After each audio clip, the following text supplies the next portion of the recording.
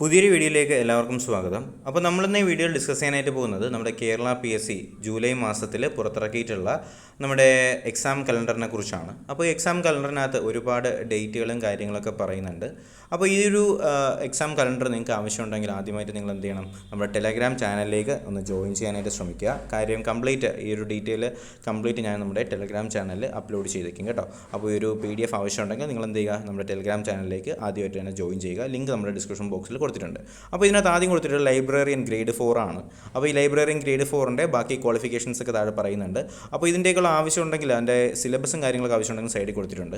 പിന്നെ 2-ാം തീയതി 2/7/2022 SSLC ലെവലിൻ്റെ examination കൊടുക്കുന്നുണ്ടെന്ന് പറയുന്നുണ്ട്. ഇവിടെ സൈഡിൽ നിങ്ങൾ കണ്ടായിരുന്നോ, നമ്മുടെ ഡീറ്റെയിൽഡ് സിലബസ് എന്ന് പറയുന്നൊരു സാധനം കണ്ടായിരുന്നോ? അതിൽ ക്ലിക്ക് ചെയ്യുകയാണെങ്കിൽ നിങ്ങൾ ഏത് എക്സാം ആണെന്ന് വെച്ചാൽ അതിൻ്റെ ഡീറ്റെയിൽഡ് സിലബസ് നിങ്ങൾക്ക് ലഭിക്കുന്നതായിരിക്കും. ഓക്കെ, അപ്പോൾ അതൊന്ന് ശ്രദ്ധിക്കുക. അപ്പോൾ SSLC ലെവലിൻ്റെ കോമൺ പ്രിലിമിനറി എക്സാം 2-ാം തീയതി 2/7/2022 ജൂലൈ മാസത്തിൽ 5-ാമത്തെ സ്റ്റേജ് നടക്കുന്നുണ്ട് എന്ന് ഈ ഒരു ടേബിളിനകത്ത് വളരെ വ്യക്തമായിട്ട് തന്നെ പറയുന്നുണ്ട്. അപ്പോൾ അതൊന്ന് ശ്രദ്ധിക്കുക. നമ്മുടെ പ്രിലിമിനറിയുടെ ആണ് കേട്ടോ. പിന്നെ വരുന്നത് നമ്മുടെ deputy general manager Kerala state cooperative bank ലിമിറ്റഡിൻ്റെ ഡെപ്യൂട്ടി ജനറൽ മാനേജറിൻ്റെ NCA നോട്ടിഫിക്കേഷൻസ് വന്നിട്ടുണ്ട്. അതിനുശേഷം വന്നിട്ടുള്ള നമ്മുടെ deputy general manager Kerala state cooperative bank limited, പിന്നെ project officer apex societies cooperative sectors in കേരളയുടെ നോട്ടിഫിക്കേഷൻ വന്നിട്ടുണ്ട്.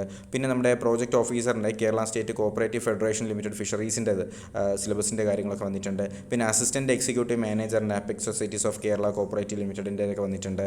പിന്നെ ഇത് നമ്മുടെ കോമൺ എക്സാം ആണ്.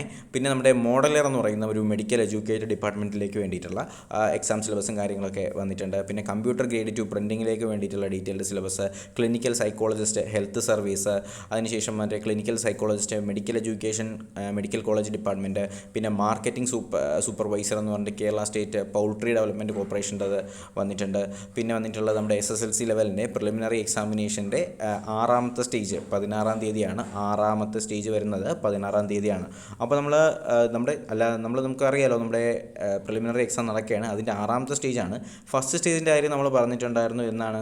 നിങ്ങൾ ആ ഡേറ്റ് ഒന്ന് ശ്രദ്ധിക്കുക. കാര്യം ഇത് ജൂലൈയുടെ എക്സാം കലണ്ടറാണ്. അപ്പോൾ ഇതിൻ്റെ 5-ാമത്തെ സ്റ്റേജ് വരുന്നത് 2-ാം തീയതിയും അതിൻ്റെ 6-ാമത്തെ സ്റ്റേജ് വരുന്ന ഡേറ്റ് എന്നാണ് 16-ാം തീയതിയാണ് അല്ലേ. 16-ാം തീയതിയാണ് 6-ാമത്തെ സ്റ്റേജ് വരുന്നത്. 16/6/2012 6-ാമത്തെ സ്റ്റേജ് വരുന്നത്. അപ്പോൾ ഈ കാര്യങ്ങളൊക്കെ ഒന്ന് ശ്രദ്ധിക്കുക. അതിനുശേഷം ഹയർ സെക്കൻഡറി സ്കൂൾ ഓഫ് എഡ്യൂക്കേഷൻ്റെ ഇസ്ലാമിക് ടീച്ചർ, പിന്നെ പ്രൊഫസർ അസിസ്റ്റൻറ്റ് ഗ്രേഡ് 2, അതുപോലെ തന്നെ ഹയർ സെക്കൻഡറി സ്കൂൾ ടീച്ചർ ഹിസ്റ്ററിയുടെ വിളിച്ചിട്ടുണ്ട്. പിന്നെ higher secondary school teacher junior in English വിളിച്ചിട്ടുണ്ട്. അങ്ങനെ ഒരുപാട് ടീച്ചർ എക്സാംസൊക്കെ ഇപ്പോൾ നിലവിൽ വിളിക്കുന്നുണ്ട്. കണ്ടല്ലോ, നോൺ വൊക്കേഷണൽ ഹയർ സെക്കൻഡറിയുടേതായിട്ടുള്ള ടീച്ചർ വിളിക്കുന്നുണ്ട്.